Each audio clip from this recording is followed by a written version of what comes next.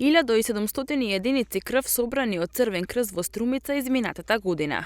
Оваа година Здруженијето вела дека неуморно ќе продолжат со ваквите акции, кои веќе како по традиција се одржуваат секоја среда.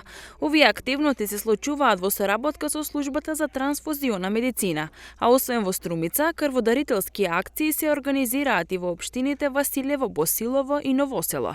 Крводарителството го спроведуваме секоја среда во соработка со службата за трансфузиона медицина во Струмица. Имаме годишен интегрален план кој што го спроведуваме, согласно него.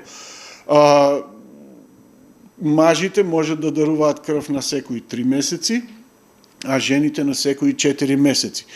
Минатата година остваривме некаде околу 1600-700 крводарувања.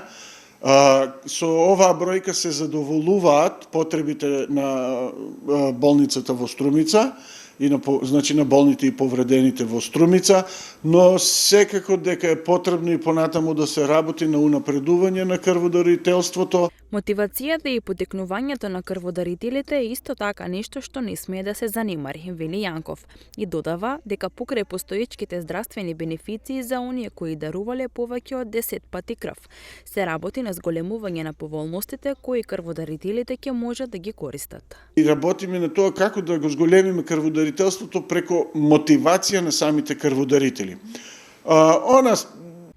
Секоја година на 11 декември, денот на празникот на општина Струмица, се доделува признание во областа на крводарителството. Изминатата година наградата припадна на Ѓорги Хаџикотаров за особен придонес за над 50 пати дарување крв.